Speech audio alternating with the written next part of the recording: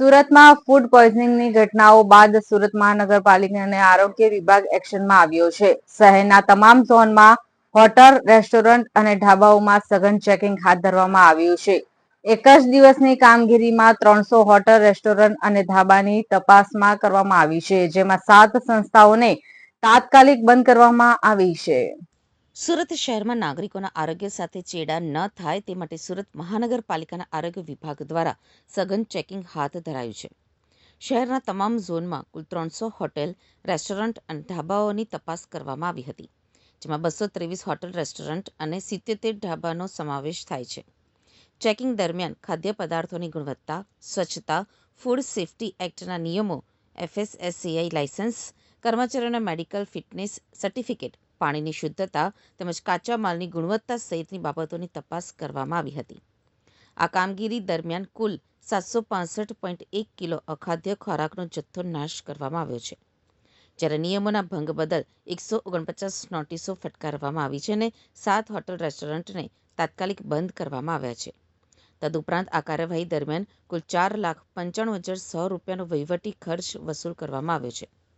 SMCના જણાવ્યા મુજબ 18મી ઓગસ્ટથી અત્યાર સુધીની સમગ્ર ઝુંબેશ દરમિયાન કુલ 671 હોટેલ, રેસ્ટોરન્ટ અને 182 ઢાબાની તપાસ કરવામાં આવી છે, જેમાં 93 સંસ્થાઓને નોટિસ, મોટી માત્રામાં અખાદ્ય ખોરાકનો નાશ, ફૂડ અને ઇન્ફોર્મલ સેમ્પલ લેવામાં આવ્યા છે. સાથે જ નિયમોના ભંગ બદલ 81 સંસ્થાઓને હાલ પૂરતી બંધ કરવામાં આવી છે.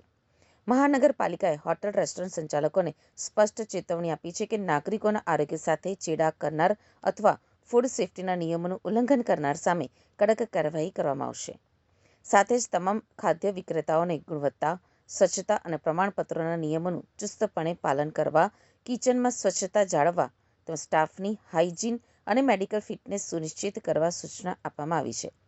નાગરિકોને પણ અપીલ કરવામાં આવી છે કે બહાર જમતી વખતે સ્વચ્છતા અને ફૂડ ક્વોલિટીનું ખાસ ધ્યાન રાખે અને ક્યાંય અખાદ્ય ખોરાક કે નિયમોનું ઉલ્લંઘન જોવા મળે તો SMCના ફૂડ વિભાગને જાણ કરે. સુરત મહાનગરપાલિકાની પાણી વ્યવસ્થા અને પાણીની ગુણવત્તા અંગે પણ હાઇડ્રોલિક વિભાગ દ્વારા નિયત ધોરણો મુજબ ટેસ્ટિંગ કરવામાં આવે છે.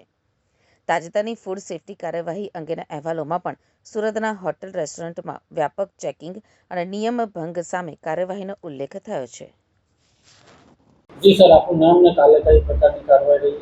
SS Patel, food safety officer, Surat municipal corporation. હાલમાં જે આપણે કાર્યવાહી ચાલી રહી છે ફૂડ ડિપાર્ટમેન્ટ અને સેનિટેટરના સ્ટાફ સાથે, આપણે સુરત કોર્પોરેશનના દરેક વિસ્તારોમાંથી, દરેક ઝોનોમાંથી હોટલ, રેસ્ટોરન્ટ ચેક કરવાની કામગીરી ચાલી રહી છે. એમાંથી આપણે કાલે હોટલ, રેસ્ટોરન્ટ તેમજ ધાબા એવી સંસ્થાઓ 300 જેવી સંસ્થાઓ ચેક કરવામાં આવી અને એમાંથી 149 જેવી સંસ્થાઓને નોટિસ આપવામાં આવી અને 7 સંસ્થાઓ એવી હતી કે જેમાં પ્રોપર અનહાઇજેનિક હોવાથી એમને બંધ કરવામાં આવી છે અને આશરે 750 kg અખાદ્ય પદાર્થોનો નાશ કરવામાં આવ્યો છે અને 4,95,000 જેવો અમને વહીવટી ખાતે દંડ વસૂલ કરવામાં આવ્યો છે.